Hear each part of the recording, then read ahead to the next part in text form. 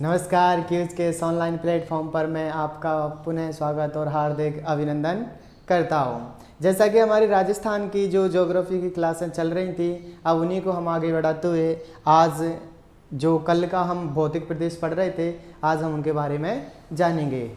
कल हमने भौतिक प्रदेशों के बारे में जाना था, जिसमें से सबसे अधिक मरुस्थल, उसके बाद में अरावली, इन दोनों को हमने पूर्णतः विस्तार से पढ़ लिया और उसमें जितने भी इम्पोर्टेंट फैक्ट्स थे वो हमने सभी याद किए।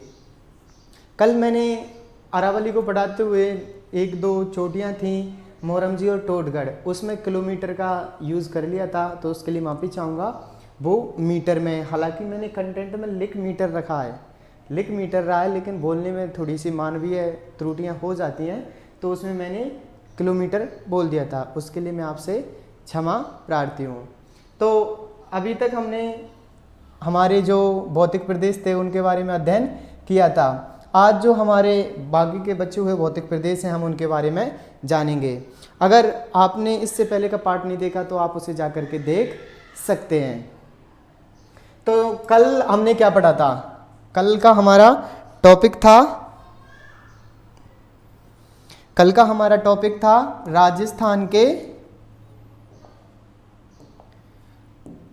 राजस्थान के भौतिक प्रदेश। उम्मीद करता हूं कि आपको ये वीडियो लेक्चर पसंद आ रहे होंगे, आप इनका पूर्णतः आनंद ले रहे होंगे, आप नोट्स बना रहे होंगे, जिससे आप अपनी तैयारी को एक नया आयाम दे सकते हो। कल हमने राजस्थान के भौतिक प्रदेशों के बारे में पढ़ा था। राजस्थान को भौतिक विभागों के आधार पर कितने भागों में बांटा था, तो हमने इसके बारे में जान लिया था। 4 भागों में बांटा था। पहला बांटा था मरुस्थल, दूसरा पढ़ा था हमने अरावली। तीसरा हमने पढ़ा था मैदान, पढ़ा नहीं था, ये 2 टॉपिक पढ़े थे हमने, और चौथा था हमारा पठार। राजस्थान में 4 तरीके के भौतिक प्रदेश आपको देखने को मिलते हैं: मरुस्थल, अरावली, मैदान और पठार। हम इन 2 पर विस्तृत चर्चा कर चुके हैं और उम्मीद करता हूँ आपको वो लेक्चर समझ में आया होगा। हालांकि मैं पुनः चारों को कंबाइंड करके आपको फिर से पुनः बता दूंगा। तो अभी तक हमने 2 का अध्ययन कर लिया, जिसमें से 61.11% क्षेत्रफल रखता है, 40% जनसंख्या रखता है। यहाँ पर जलवायु कौन सी पाई जाती है? शुष्क और अर्ध शुष्क। जिलों की संख्याओं की बात की जाती है तो इसके अंदर कितने जिले आते हैं? 12 जिले आते हैं। मिट्टी की बात की जाती है तो रेतीली या जो बलुई मिट्टी होती है वो कहाँ पर पाई जाती है? रेगिस्तान के अंदर पाई जाती है। फिर हमने मरुस्थल को पुनः 2 भागों में डिवाइड किया था। पहला शुष्क मरुस्थल, दूसरा अर्ध शुष्क मरुस्थल। फिर हमने शुष्क मरुस्थल को 2 पार्टों में फिर डिवाइड किया था। पहला किया था हमने बालू का स्तूप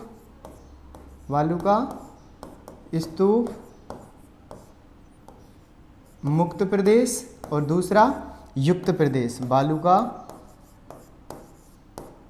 स्तूप युक्त प्रदेश। जिनमें बालू का स्तूप नहीं पाए जाते वो तो मुक्त होते हैं और जिनमें पाए जाते हैं वो युक्त होते हैं। ये हमने मरुस्थल में सबसे पहले अर्धशुष्क मरुस्थल को 2 पार्टों में डिवाइड किया था, शुष्क और अर्धशुष्क। शुष्क के बारे में हमने जाना था, इनका विस्तार 3 जिले में, पोखरण में जो कि जैसलमेर में, फलोदी जोधपुर में, और इसके बारे में हमने जान लिया था। एक और था बालोतरा बाड़मेर के अंदर। उसके बाद में हमने अर्धशुष्क को फिर पुनः हमने 4 भागों में डिवाइड कर दिया था। अर्धशुष्क को 4 भागों में डिवाइड किया था हमने। पहला सबसे उत्तर से आते हैं तो हमने किस में किया था? घग्गर बैसीन में। इसके बाद में हम थोड़ा सा नीचे आए तो शेखावाटी अंतःप्रवाही क्षेत्र को पढ़ा था। उसके बाद में थोड़ा सा और नीचे आए तो नागौर उच्च भूमि के बारे में जाना था। नागौर उच्च भूमि। उसके बाद में थोड़ा सा और नीचे आए तो हमने लूणी प्रदेश के बारे में पढ़ा था। घग्गर बेसिन, गंगानगर हनुमानगढ़ का क्षेत्र, शेखावाटी, चुरू, सीकर, झुंझुनू वाला क्षेत्र, नागौर उच्च भूमि, नागौर से जो अजमेर के मध्य जो भूमि पाई जाती है या जो कुबड़ पट्टी पाई जाती है जिसे हम नागौर उच्च भूमि के नाम से जानते हैं। फिर पढ़ा था हमने लूनी बेसिन जिसे हम गौड़वार बेसिन के नाम से भी जानते हैं। ये हमारे शुष्क के 2 पार्ट हो गए और फिर अर्ध शुष्क के 4 पार्ट किए थे। इस तरीके से हमने मरुस्थल को पूर्णतः कंप्लीट पढ़ लिया था। उसके बाद में अरावली, अरावली में क्या पढ़ा था? अरावली को हमने अध्ययन की दृष्टि से 3 पार्टों में डिवाइड कर दिया था। उत्तरी अरावली, उसके बाद में मध्य अरावली, उसके बाद में दक्षिणी अरावली। अरावली, उत्तरी अरावली में हमने पढ़ा था कि जो उत्तरी अरावली की सबसे ऊंची चोटी है वो कौन सी है? रघुनाथगढ़। कौन सी है? रघुनाथगढ़, 1055 मीटर। उसके बाद में दक्षिणी अरावली की पढ़ा था हमने गुरु शिखर। ये दक्षिणी अरावली की तो सबसे ऊंची चोटी है ही सही, अगर पूरी अरावली की सबसे ऊंची चोटी पूछी जाती है तो भी कौन सी है? गुरु शिखर, 1722 या 27 मीटर। मध्य अरावली की पढ़ी थी हमने मोरमजी या टॉडगढ़। ये हमने चोटियों के बारे में जाना था, अच्छे तरीके से अध्ययन किया था। अरावली को 3 पार्टों में, उत्तरी अरावली, मध्य अरावली, दक्षिणी अरावली। रघुनाथगढ़ 1055 मीटर और गुरु शिखर 1722 मीटर, मोरमजी 873 मीटर। इसके बारे में हमने अच्छे से अध्ययन कर लिया था। यहाँ तक अभी हमने पढ़ा था। और हमने पढ़ा था जो अरावली है वो हिंद महासागर से अंदर ही अंदर चलते आ रही है, यानी जल में समुद्री जल है उसके अंदर विद्यमान है, लेकिन सतही जल पर आती है हमारे खेड़ ब्रह्मा गुजरात से लेकर के जो रायसीना हिल्स दिल्ली है वहां तक इसका विस्तार पाया जाता है। ये तो पूरे भारत के अंदर अरावली का विस्तार पाया जाता है जिसकी 692 किलोमीटर लंबाई है। अगर हमारे राजस्थान के बारे में पूछा जाता है तो राजस्थान में हमारी 550 किलोमीटर, जो कि अपने राजस्थान का पूछते हैं कि प्रवेश कहाँ से करती है तो आबू सिरोही से और खेतड़ी झुंझुनू तक ये जाती है। पूछा जाता है अरावली, अरावली राजस्थान में कितना प्रतिशत रखती है? अरावली का कितना प्रतिशत रखती है? तो ऑप्शन होगा हमारा 80%। राजस्थान है वो अरावली का 80% भाग रखता है। अरावली के महत्व के बारे में जाना था, जल विभाजक रेखा के नाम से जानते हैं। दूसरा पढ़ा था ये मरुस्थल को राजस्थान में प्रसार से रोकती है। अधिकांश नदियों का उद्गम स्थल अरावली है। यह जल विभाजक रेखा का कार्य करती है क्योंकि यहाँ से 50 सेंटीमीटर वर्षा रेखा गुजरती है। 50 सेंटीमीटर के इधर वाले क्षेत्र में, पश्चिम वाले क्षेत्र में बारिश कम होती है, यानी निरंतर कम होती जाती है। तो 50 से 0 तक इधर मरुस्थल में होती है और 50 से लेकर के इधर 120 तक बारिश होती है। अभी तक अरावली के बारे में हमने अच्छे से पढ़ लिया था। यह भी पढ़ा था यहाँ 82 प्रकार के खनिज पाए जाते हैं जिनमें से 57 प्रकार के खनिजों का उत्खनन किया जा रहा है। ये तो था हमने अभी तक पढ़ा था वो। और इसके बाद में ये बालू स्तूपों के बारे में पढ़ा था हमने। बालू स्तूप क्या होते हैं?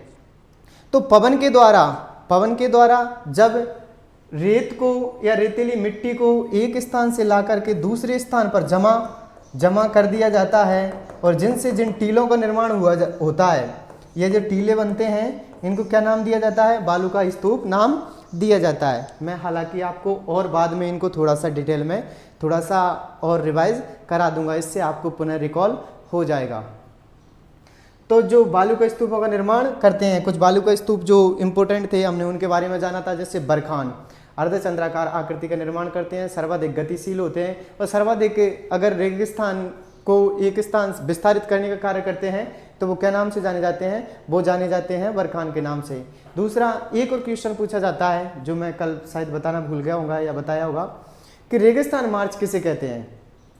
रेगिस्तान मार्च किसे कहते हैं? तो रेगिस्तान का आगे बढ़ना ही क्या कहलाता है? रेगिस्तान मार्च के नाम से जाना जाता है। उसके बाद में हमने एक जलपट्टी पढ़ी थी लाठी सीरीज, जो कि पोखरण से लेकर मोहनगढ़ के बीच में स्थित है, 60 किलोमीटर की है। सरस्वती नदी के अवशेष पाए जाते हैं। इसके चारों तरफ जो शेवण घास है वो देखने को मिलती है जो गोड़ावन के प्रजनन स्थली के प्रजनन स्थली के रूप में जानी जाती है। दूसरा नकलिस्तान पड़ा था, जो पानी वाला क्षेत्र होता है या जहाँ पर थोड़ा बहुत पानी होता है उसकी वजह से वहाँ पर वनस्पति या पेड़ पौधे विकसित हो जाते हैं, उसे नकलिस्तान के नाम से जानते हैं। फिर यहाँ पर हमने गग्गर बैसिन में पढ़ा था कि जी इसका जो पार्ट है उसे हम किस नाम से जानते हैं, नाली या पार्ट के नाम से जानते हैं। और ये हनुमानगढ़ और गंगानगर में विस्तार है इसका। फिर उसके बाद में शेखावाटी, शेखावाटी में हमने जोहड़ पढ़े थे, जो कच्चे कुएं होते हैं उनको शेखावाटी में क्या कहा जाता है, जोहड़ कहा जाता है। फिर पढ़े थे सर, सर यानी कि जो अस्थायी तालाब होते हैं उन्हें सर के नाम से जानते हैं। दूसरा यहाँ पढ़ा था हमने भीड़, जो कि एक घास की प्रजाति है। उसके बाद में हमने नागौर का अध्ययन किया था। नागौर उच्च भूमि में अजमेर और नागौर के मध्य एक बांका पट्टी पाई जाती है। इससे बांका पट्टी पाई जाती है, इसमें लोगों को जो हड्डियां होती हैं वो पानी में फ्लोरेसेंस की मात्रा अधिक होती है और इसका सेवन करने से उनकी हड्डियों का क्षय होता है। उसके बाद में हमने लूनी को पढ़ा था, जिसे गौड़वार बैसिन के नाम से भी जाना जाता है। इसका विस्तार जोधपुर, बाड़मेर, जालौर, सिरोही, पाली में है। इतना हमारा ये शुष्क और अर्ध शुष्क दोनों टॉपिक कंप्लीट हो जाते हैं, यानी कि अब हमारा मरुस्थल कंप्लीट है। मरुस्थल के बारे में पहले मोटी जानकारी ले ली हमने, कौन सी मिट्टी पाई जाती है, कौन सी जलवायु पाई जाती है, कितने जिले शामिल है, कितना क्षेत्रफल रखता है, कितनी जनसंख्या रखता है, ये हमने जान लिया था। उसके बाद में कितने पार्टों में, 2 पार्टों में, शुष्क को फिर पुनः 2 पार्टों में बांटा था, अर्ध शुष्क को पुनः 4 पार्टों में विभाजित किया था। उसके बाद में अरावली जो कि हमारे दक्षिण पश्चिम से लेकर उत्तर पूर्व की ओर विद्यमान है, उसके बारे में अध्ययन किया था। अरावली को हमने 3 पार्टों में डिवाइड किया था, उत्तरी अरावली, मध्य अरावली, दक्षिण अरावली। अब दक्षिण अरावली को तो भी 2 पार्टों में डिवाइड किया गया है, एक तो मेवाड़ अरावली उदयपुर वाली और दूसरी आबू पर्वत जो कि सिरोही के अंदर स्थित है, इसमें स्थित किया गया था। इसकी सबसे ऊंची चोटी पूछी जाती है तो वो है जरगा जो कि मेवाड़ के अंदर स्थित है। इतना हमने विस्तृत अध्ययन कर लिया था। अब हमारे आज के 2 टॉपिक बाकी हैं, एक तो आपका मैदान और दूसरा पठार। तो शुरुआत करते हैं अब हम मैदान और पठार के बारे में।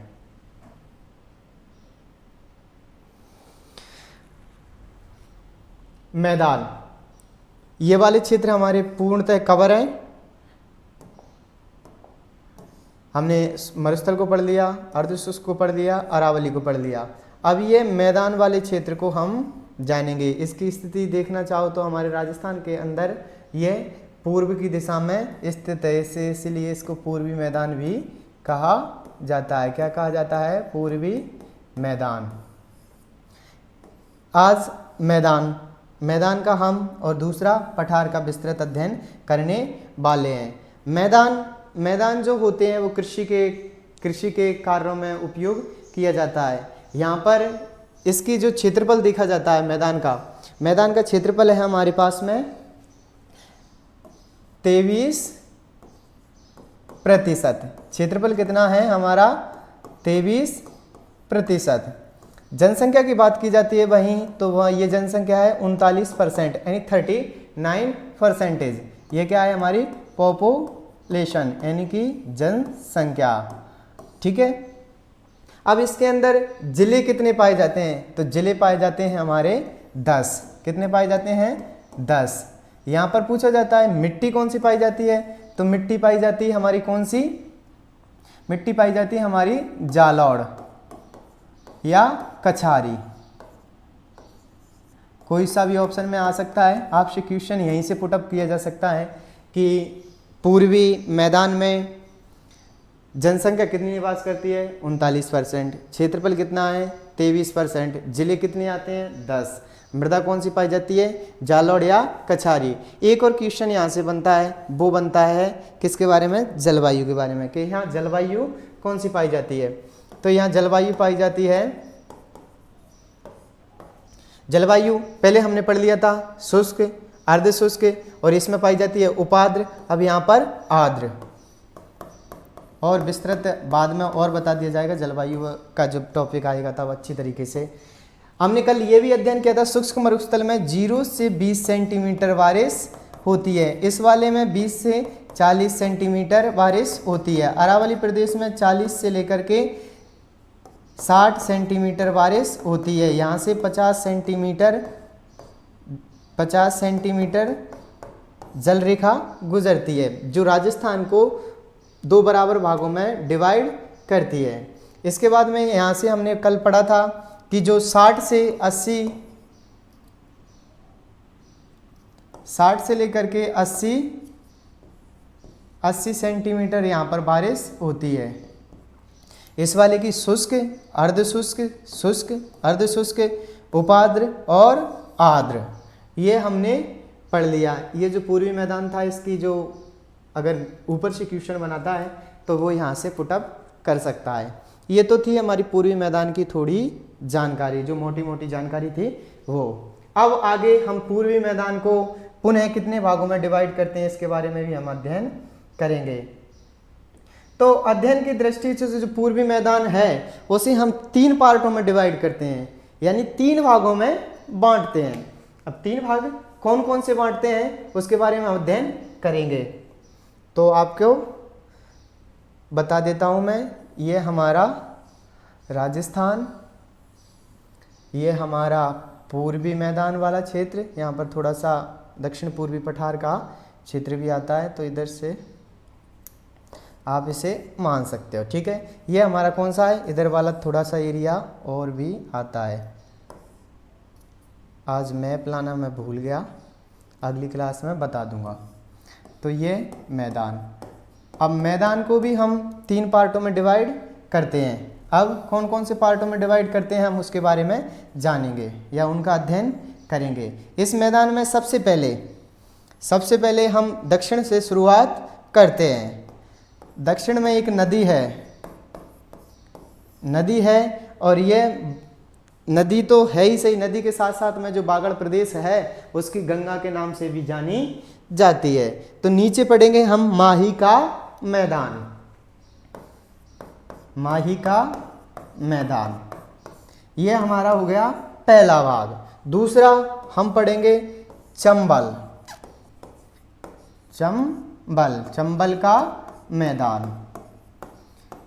का मैदान, ये हमारा दूसरा भाग। तीसरा पढ़ेंगे हम बनास या बाणगंगा, बनास का मैदान या बाणगंगा का मैदान आप लिख सकते हैं, और बाणगंगा का मैदान। तो हम अध्ययन की दृष्टि से जो मैदान है उसको 3 पार्टों में डिवाइड कर लेते हैं। पहला माही का मैदान, दूसरा चंबल का मैदान, तीसरा बनास या बाणगंगा का मैदान। तो हम इस मैदान का भी अब अच्छे से विश्लेषण करने जा रहे हैं। अब एक एक मैदान पर बहुत ही गहन अध्ययन किया जाएगा और सभी महत्वपूर्ण बिंदुओं को कवर किया जाएगा। तो शुरू करते हैं अपन माही के मैदान के साथ में। माही के मैदान को आपको याद रखना है, ये हमारे राजस्थान की उत्तर दिशा है और ये दक्षिण दिशा है। तो हमारा जो दक्षिणी राजस्थान है वहाँ से एक नदी गुजरती है, ये दक्षिण से ही प्रवेश करती है और पुनः दक्षिण में ही चली जाती है। अब इसको आप देखो तो ये यू आकार का निर्माण कर रही है। कौन सा निर्माण कर रही है? यू आकार का निर्माण कर रही है, इसलिए यू आकार की नदी भी कहा जाता है। अब यहाँ से एक और आपको स्थिति विस्तार में पढ़ा दिया था मैंने, यहाँ पर 23.5 डिग्री कर्क रेखा गुजरती है। अब ये 23.5 डिग्री को भी 2 बार काटती है। पहली बार यहाँ से प्रवेश किया, पुनः घूमती हुई पुनः नीचे, ये एक बार यहाँ पर, दूसरी बार यहाँ पर, कर्क रेखा को 2 बार काटती है। अब ये कौन कौन से जिलों में बहती है? तो बांसवाड़ा, प्रतापगढ़ और डूंगरपुर, और ये तीनों का जो क्षेत्र है वो बागड़ प्रदेश के नाम से जाना जाता है। कंफ्यूज नहीं होना, ये है बागड़ प्रदेश और एक है बांगर प्रदेश। कौन सा प्रदेश है? बांगर, यानी शेखावाटी वाला जो क्षेत्र है उसे बांगर प्रदेश के नाम से जाना जाता है। और जो दक्षिणी राजस्थान का क्षेत्र है डूंगरपुर, बांसवाड़ा और प्रतापगढ़ वाला, इसे हम किस नाम से जानते हैं? बागड़ प्रदेश के नाम से जानते हैं। माही नदी के बारे में पढ़ा, दक्षिण से प्रवेश करती है, पुनः दक्षिण में जाती है। इसके बाद में जो ये 3 जिलों में विस्तार है, बांसवाड़ा, प्रतापगढ़, डूंगरपुर में, कर्क रेखा को 2 बार काटती है, यू आकार की है, इसे बागड़ की गंगा कहा जाता है या कांटल की गंगा कहा जाता है। चलो और विस्तृत में हम अध्ययन करते हैं किसका? माही के मैदान का। ये हमारी माही नदी, माही नदी आ गई। ये दक्षिण से प्रवेश किया, ये हमारा दक्षिण है, और दक्षिण से प्रवेश करने के बाद में पुनः दक्षिण में चली जाती है। हालांकि अभी इसकी उत्पत्ति के बारे में, कौन सी परियोजना इस परिस्थिति है, हम उनके बारे में अध्ययन नहीं कर रहे हैं। नदियों वाले टॉपिक में उसको बेहतर जानेंगे, क्योंकि यहाँ पर अगर हम इस टॉपिक को लेते हैं तो टॉपिक थोड़ा सा ज़्यादा लंबा हो जाता है और समय भी थोड़ा ज़्यादा हो जाता है। इस वजह से इसको हम नदियों वाले में अच्छे से अध्ययन कर लेंगे। अभी फिलहाल जो मैदान है हम उसके बारे में जान लेते हैं। दक्षिण से प्रवेश किया, दक्षिण में वापस यू आकार की बागड़, ये पूरा प्रदेश किस नाम से जाना जाता है? बागड़ प्रदेश के नाम से जाना जाता है। अब इसमें बागड़ प्रदेश में हमने पढ़ लिया था जो बांसवाड़ा और प्रतापगढ़, बांसवाड़ा और प्रतापगढ़ का जो क्षेत्र है उसे हम किस नाम से जानते हैं? छप्पन का मैदान। किसका मैदान? छप्पन का मैदान। जो हमारे बांसवाड़ा और प्रतापगढ़ यानी बीपी बांसवाड़ा और प्रतापगढ़, बांसवाड़ा प्रतापगढ़ का जो क्षेत्र है वो किस नाम से जाना जाता है? छप्पन के मैदान के नाम से जाना जाता है। और प्रॉपरली प्रतापगढ़ में कांठल का मैदान भी स्थित है, जो कि कांठल प्रतापगढ़ के अंदर स्थित है। अब ये हमारा राजस्थान का जो दक्षिणी क्षेत्र है, माही नदी के बारे में, माही का मैदान के बारे में हमने थोड़ी जानकारी प्राप्त कर ली। अब इसमें कौन सी मृदा पाई जाती है, किसका उत्पादन किया जाता है, हम उसके बारे में अध्ययन करेंगे। तो यहाँ पर पाई जाती है लाल चिकनी मिट्टी। कौन सी मिट्टी पाई जाती है? अगर मिट्टी के बारे में पूछता है कि जो माही का मैदान है या दक्षिणी प्रदेश है उसमें कौन सी मिट्टी पाई जाती है, तो कौन सी पाई जाती है? हमारी लाल चिकनी मिट्टी। अब जो लाल चिकनी मिट्टी है, चलो अच्छा ये लिख रहा है, लाल चिकनी मिट्टी है, ये किसके उत्पादन के लिए प्रसिद्ध है? तो ये मक्के के उत्पादन के लिए प्रसिद्ध है। तो यहाँ मक्के का सर्वाधिक उत्पादन किया जाता है। आपसे क्वेश्चन में कई बार पूछा भी गया है, मक्का उत्पादन के लिए प्रसिद्ध स्थान कौन सा है? तो दक्षिणी राजस्थान। मक्का उत्पादन के लिए सर्वश्रेष्ठ जो मिट्टी पाई जाती है वो कौन सी है? लाल चिकनी मिट्टी है, रेड लोमी सॉइल।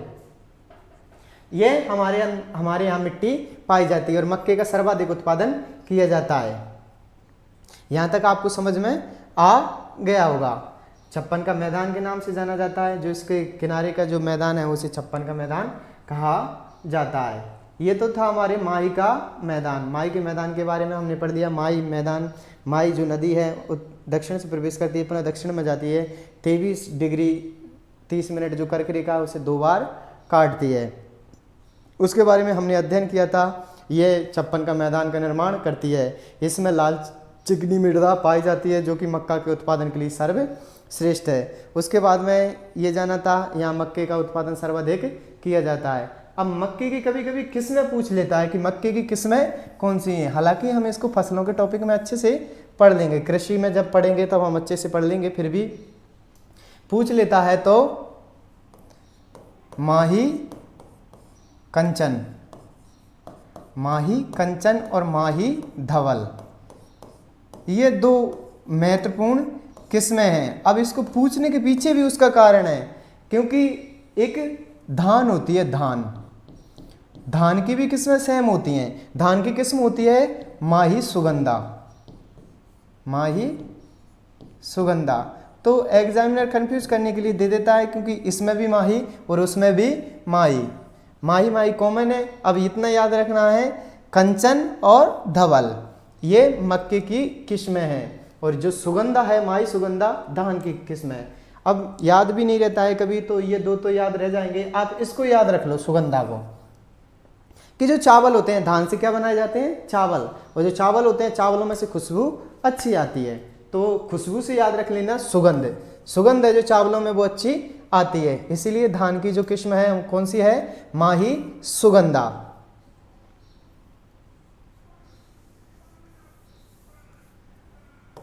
आपको अच्छे से और लिख देता हूं, माही सुगंधा ये किसकी किस्म है, ये हमारी धान की किस्म है। और जो मक्की की किस्म है कौन सी है, माही कंचन और माही धवल। यहाँ तक क्लियर है। 56 का मैदान बांसवाड़ा प्रतापगढ़ का, प्रतापगढ़ में कांटल के मैदान के नाम से जाना जाता है, और ये हमारे माही का मैदान था। हमारा पहला मैदान कंप्लीट होता है। उसके बाद में सेकंड मैदान के बारे में हम पढ़ेंगे। तो सेकंड मैदान के बारे में वही है, यहाँ पे सेकंड मैदान पढ़ते हैं हम, बनास का मैदान, बनास का मैदान। बनास का मैदान, बनास से अभी जो हाल ही में क्वेश्चन पूछा गया था वो था, उन्होंने बनास की जगह नाम दे दिया था वर्णासा। क्या नाम दे दिया था, वर्णासा। वर्णासा किस नदी को कहा जाता है, तो किसको कहा जाता है वर्णासा, बनास को। इसे बन की आशा भी कहा जाता है। और बैसे बनास, बैसे बन की आशा, बैसे वर्णासा, बैसे बजरी, बजरी के लिए प्रसिद्ध है, बैसे भूरी, भूरी मिट्टी पाई जाती है। इतना याद रखना, बनास वर्णासा, बन की आशा, बैसे बजरी, बैसे भूरी मिट्टी। यहाँ पर याद रखना बजरी के लिए प्रसिद्ध है, भूरी मिट्टी पाई जाती है, बन की आशा कहा जाता है, वर्णासा कहा जाता है। अब बनास का जो मैदान है उसे भी हम पुनः दो भागों में डिवाइड कर देते हैं, एक तो उत्तरी और दूसरा दक्षिणी। उत्तरी भाग को मालपुरा करौली का मैदान कहा जाता है। ये जो वाला क्षेत्र है उसे मालपुरा करौली का क्षेत्र या मालपुरा करौली का मैदान कहा जाता है। इसमें कौन कौन से जिले आते हैं, तो याद रखना हमारे पास क्या है, माल कैसे खाएंगे हम, एटीएम से। किससे, एटीएम से। जब हमारे जेब में पैसे होंगे तभी हम क्या करेंगे, माल खाएंगे। तो माल के लिए क्या चाहिए, पहले पैसा, और पैसा किस में, हमारा एटीएम में। ए से अजमेर, ए से अजमेर, टी से टोंक, टी से टोंक, और एमएस से सवाई माधोपुर। याद रखना माल कब खाएंगे हम, जब हमारे पास एटीएम होगा। तो याद रखना अजमेर, टोंक और सवाई माधोपुर वाला जो क्षेत्र है या जो बेल्ट है उसे हम मालपुरा करौली के मैदान के नाम से जानते हैं। उसके बाद में दूसरा दक्षिणी मैदान को हम मेवाड़ मैदान के नाम से जानते हैं। और मेवाड़ में हमें पता है 3 जिले, उदयपुर, राजसमंद और चित्तौड़गढ़,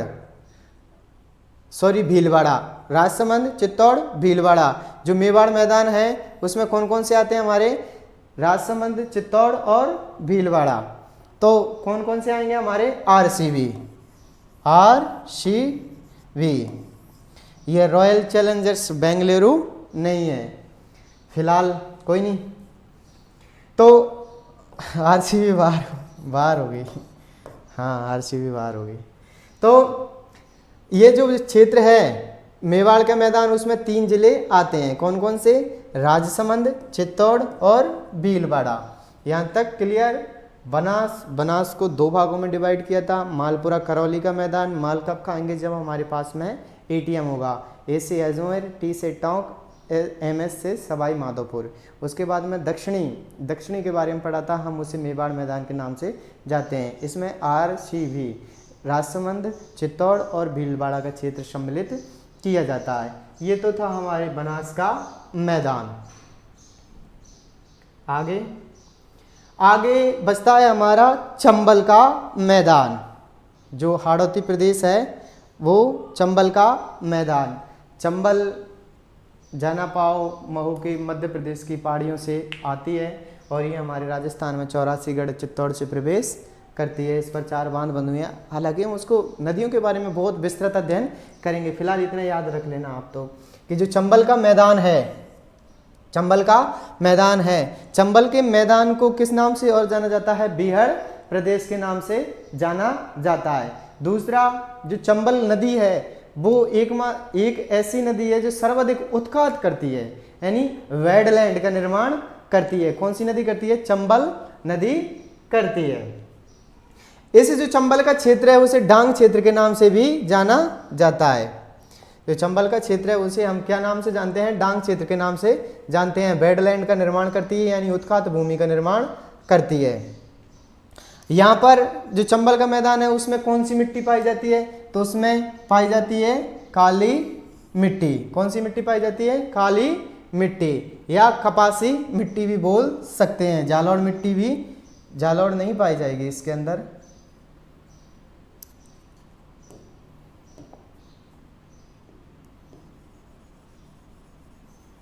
काली या कपासी मिट्टी पाई जाती है, जो किसके लिए प्रसिद्ध है? जो कपास की खेती के लिए प्रसिद्ध है।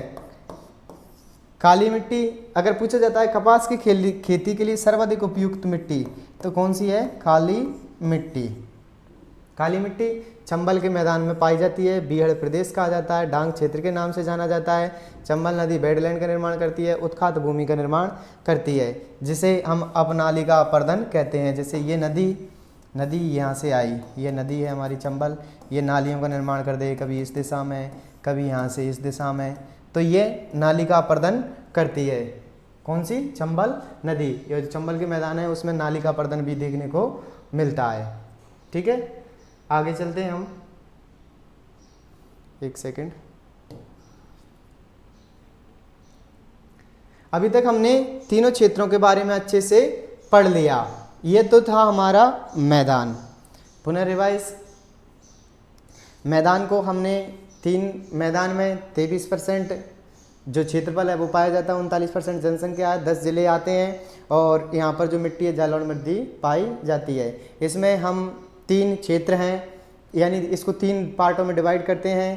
पहला माही का मैदान, चंबल का मैदान और बनास का मैदान। माही का मैदान दक्षिणी बागड़ प्रदेश में है। इसमें बांसवाड़ा प्रतापगढ़ का जो क्षेत्र है उसे हम किसके नाम से जानते हैं? छप्पन के मैदान के नाम से जाना जाता है। यहाँ पर लाल चिकनी मिट्टी पाई जाती है जो मक्का के उत्पादन के लिए प्रसिद्ध है। मक्का की 2 किस्मों के बारे में भी पढ़ लिया था, माही कंचन और माही धवल। वहीं एक जानकारी ली थी हमने धान की किस्म के बारे में, माही सुगंधा। उसके बाद में हमने पढ़ा था बनास या बाणगंगा का मैदान।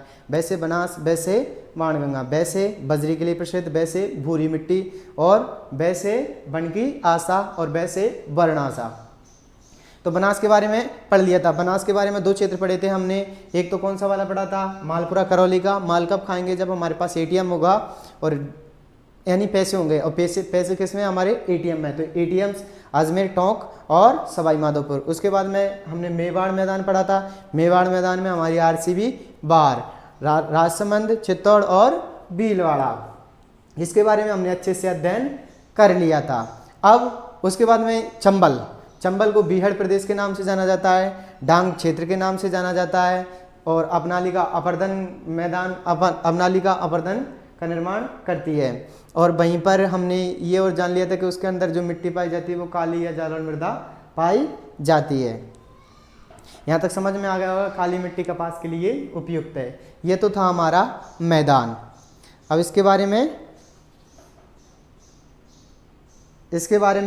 बाद है हमारा पठार। हाड़ौती का पठार बोल देते हैं, सिर्फ पठार के नाम से जानते हैं। हाड़ौती क्षेत्र में स्थित है तो इस वजह से इसे हाड़ौती के पठार के नाम से जानते हैं। अब हाड़ौती के पठार में वही सबसे पहली जानकारी, हाड़ौती के पठार में सबसे पहली जानकारी क्या? क्षेत्रफल कितना है? तो 6.89%, 6.89%, यानी कि 7% के समथिंग। यहाँ पर जनसंख्या कितनी पाई जाती है? 6 से 7%, यानी कि 7% जनसंख्या, 6.89% क्षेत्रफल, लिख सकते हो आप क्षेत्रफल, और ये जनसंख्या पाई जाती है। यहाँ पर वैसे हाड़ौती के 4 जिले और 3 जिले और आते हैं हमारे, जो मेवाड़ के होते हैं, जिनमें हमारे कौन कौन से आते हैं? एक तो दक्षिण में चलते हैं हम, चित्तौड़गढ़ का और प्रतापगढ़ का और भीलवाड़ा का क्षेत्र इसके अंदर आता है। तो ये हमने 7 जिले आते हैं, इसके अंदर कितने जिले आते हैं? 7 जिले आते हैं। क्षेत्रफल 6.89%, जनसंख्या 7%, जिलों की संख्या 7। मृदा पूछी जाती है तो काली मृदा। ठीक है, ये तो था हमारी थोड़ी सी जानकारी। अब इसके बाद में हाड़ौती के पठार को भी पढ़ना है। हाड़ौती के पठार को पढ़ना है तो इसको फिर कितने भागों में बांट देते हैं? हम 2 भागों में बांट देते हैं। एक तो दक्कन का पठार और दूसरा विंध्यन कगार प्रदेश के नाम से। दक्कन के पठार को हम मालवा पठार के नाम से भी जानते हैं, यानी कि जो इधर मध्य प्रदेश के साथ में थोड़ा सा टच रहता है। मालवा प्रदेश के अंदर झालावाड़ और प्रतापगढ़ का क्षेत्र आता है। पूछा भी जाता है मालवा क्षेत्र में कौन से जिले सम्मिलित हैं, तो प्रतापगढ़ या झालावाड़ आपको ऑप्शन में देखने को मिल जाएगा। उसके बाद में जो हमारा ये हाड़ौती का पठार था या जो पठार था उसका निर्माण कैसे हुआ था? तो इसका निर्माण हुआ था ज्वालामुखी बेसाल्ट से। ज्वालामुखी बेसाल्ट से निर्माण हुआ था और ये चट्टान के रूप में स्थित हो गया। इसे हम दक्षिण पूर्वी पठार के नाम से भी जानते हैं। इसमें एक ग्रेट बाउंड्री फॉल्स GBF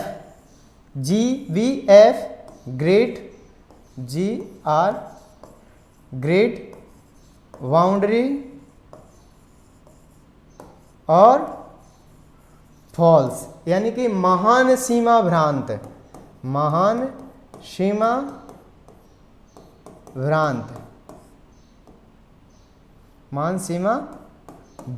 क्षेत्र भी पाया जाता है, जो हमें सवाई माधोपुर, कोटा सवाई माधोपुर के बीच देखने को मिल जाता है। महान सीमा भ्रांत, ग्रेट बाउंड्री फॉल्स। इसके बाद में हमने मालवा प्रदेश में पढ़ लिया। मालवा प्रदेश में झालावाड़ और प्रतापगढ़ को सम्मिलित किया जाता है। ऊपरमाल का पठार कहाँ पर है? बिजोलिया में। बिजोलिया से भैंसरोडगढ़ के बीच। याद रखना ऊपर बीबी, क्या रखना? ऊपर बीबी। हालांकि ये ट्रिकें थोड़ी सी सही नहीं होती हैं पर फिर भी ठीक है, जहाँ अच्छी सी लगती हैं तो थोड़ा सा यूज़ कर लिया करो। तो ऊपर बीबी, ऊ से ऊपरमाल और बी से बिजोलिया, बी से भैंसरोडगढ़, यानी कि बिजोलिया से जो भैंसरोडगढ़ का क्षेत्र है उसमें यह स्थित है। और बिजोलिया किस में है? बिजोलिया है भीलवाड़ा में।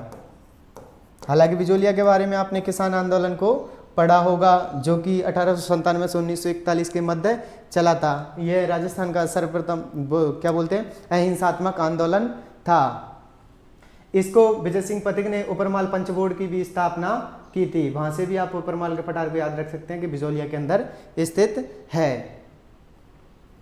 विजय सिंह पथिक जो कि बुलंदशहर उत्तर प्रदेश के रहने वाले थे, जिनका नाम भूप सिंह था, उन्होंने छद्म रूप बना करके यहाँ पर अपना नाम विजय सिंह पथिक रख लिया था। उन्होंने इस आंदोलन को एक सक्रिय भूमिका निभाई थी। इसको शुरू करने का श्रेय सीता साधु रामदास को जाता है, जिन्होंने जो वहाँ के 2 उनके साथ में और थे, नानजी पटेल और ठाकरी पटेल। नानजी पटेल और ठाकरी पटेल एक बार यहाँ पर थोड़ी सी बैठक होती है। बैठक में जब पहुँचते हैं तब वहाँ पर लोगों की समस्याओं के बारे में सुनते हैं, तो वो अपनी बात को लेकर के वहाँ के शासक के पास में पहुँचते हैं, पृथ्वी सिंह के पास में। पृथ्वी सिंह ने वहाँ जांच के लिए एक व्यक्ति भेजा था, हामिद हुसैन आता है, कागजों में कार्रवाई करके वापस चला जाता है। ऐसा कुछ नहीं होता।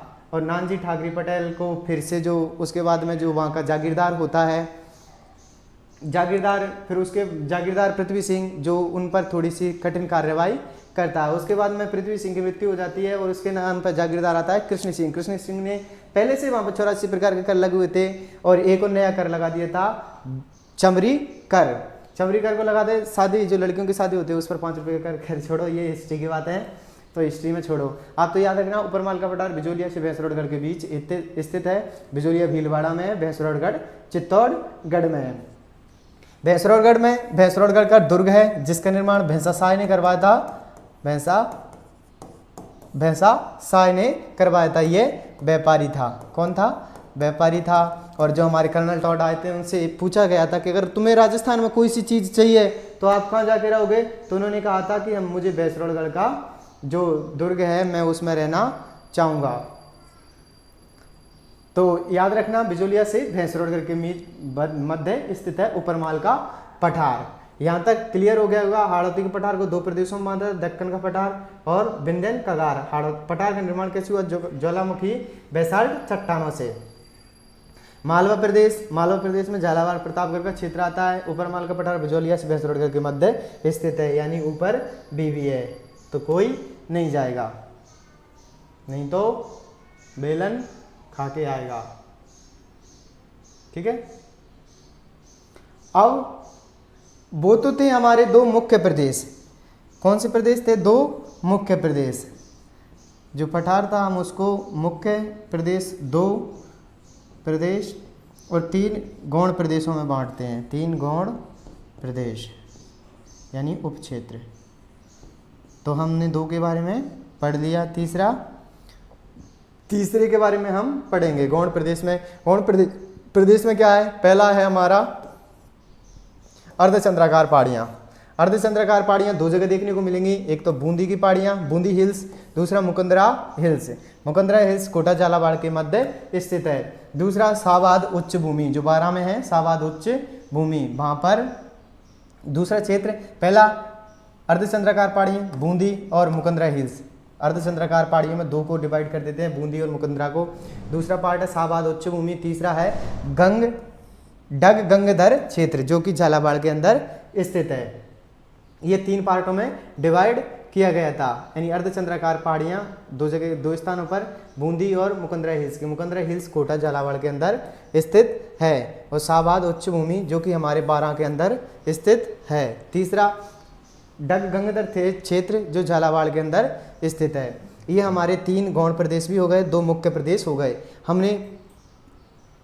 हमने मैदान के बारे में विस्तृत अध्ययन कर लिया और पठार के बारे में विस्तृत अध्ययन कर लिया। अब इनको कंबाइंड को ओवरऑल देखा जाता है तो आप देख सकते हैं मरुस्थल 11.11%, जनसंख्या 40, जिले 12, मिट्टी रेतीली या बलुई, जलवायु शुष्क अर्धशुष्क। अरावली 9% क्षेत्र में, जनसंख्या 10% में, जिले 7, मिट्टी बनिए और जलवायु उपाद्र।